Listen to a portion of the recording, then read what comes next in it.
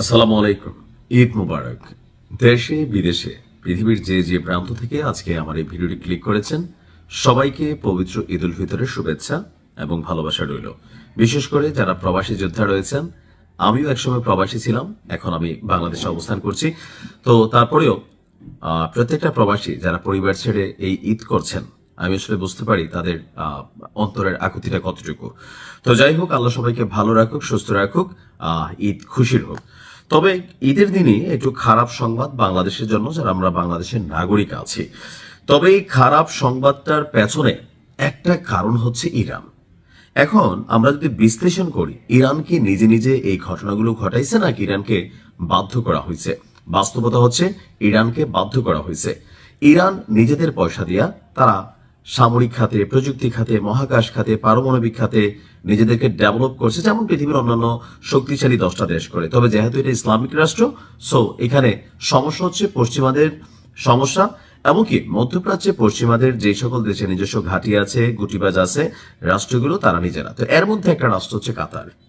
ইরানের বিরুদ্ধে ট্রাম্পকে অভিযান চালানোর জন্য সৌদি এবং কাতার সবচেয়ে বড় বেশি ভূমিকা রেখেছে, এটা নিয়ে আপনারা ইতিমধ্যে জেনে গেছেন। তো এর পরিপ্রেক্ষিতে কাতারে অনেক বড় হামলা চালাইছে ইরান। আর গতকালকে নিউজটা দিয়েছিলাম, প্রায় 5 বছরের জন্য কাতারকে পিছাই দিছে যে উদীয়মান অর্থনীতি ছিল। আর মেইন কারণটা হচ্ছে কাতারের রাস লাফান ইন্ডাস্ট্রিয়াল সিটি, সেখানে ইরানের ক্ষেপণাস্ত্র হামলায় ব্যাপক ক্ষয়ক্ষতি হয়েছে।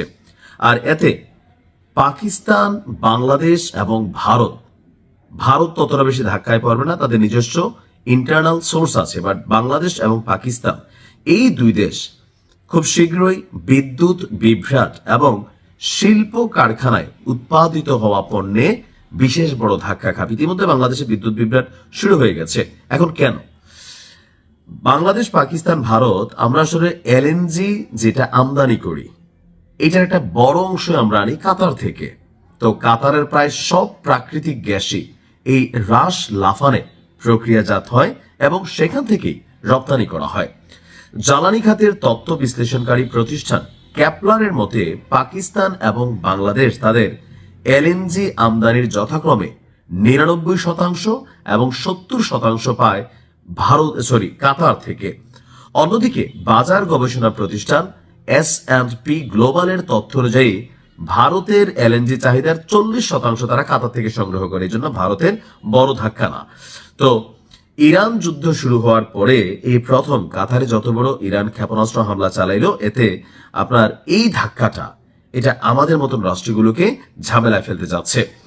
রাসলাভান স্থাপনার পরিচালক এবং রাষ্ট্রায়ত্ত প্রতিষ্ঠান কাতার এনার্জি, তারা আপনার বলছে যে ক্ষেপণাস্ত্র হামলা হয়েছে, স্বাভাবিক উৎপাদনে ফিরতে কোম্পানিটির 3 থেকে 5 বছর সময় লেগে যেতে পারে।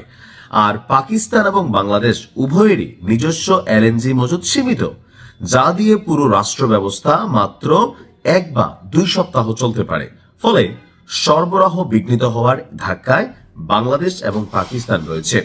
তো এখন এদিকে আসলে সরকারের কোনো দায়বদ্ধতা আছে না। বাট যেহেতু এই মুহূর্তে সরকার, রাষ্ট্র ক্ষমতায় বিএনপি, এটা একটা ধাক্কা বিএনপির উপর দিয়ে যাবে। ইতিমধ্যে পাম্পগুলোতে গেলে 200 টাকা, 1000 টাকা, এর বেশি কিন্তু আপনার তেল দিচ্ছে না। এটা এখনো কিন্তু স্বাভাবিক। বাংলাদেশ, সিঙ্গাপুর এবং বিভিন্ন দেশ থেকে হিউজ পরিমাণ টাকা দিয়া সরকার এলএনজি কিন্তু কিনছে। ইরান বাংলাদেশের শিপকে তারা হরমুজ প্রণালীতে ডিস্টার্ব করতেছে না। বাট আমরা চাই না চাই আমরা এই সিস্টেমের মধ্যে আটকে গেছি। তো এখন বাংলাদেশ সরকার বিকল্প ব্যবস্থা খুঁজছে। যদিও সরকার বলছে তেমন কোনো ধাক্কা পোহাতে হবে না, আমরা জাস্ট হচ্ছে একটু নিজেরা কি বলা হচ্ছে, একটু সচেতন হইতে হবে, একটু মিতব্যয়ী হইতে হবে। তারপরেও এটা একটা বড় ধাক্কা লাগতে যাচ্ছে।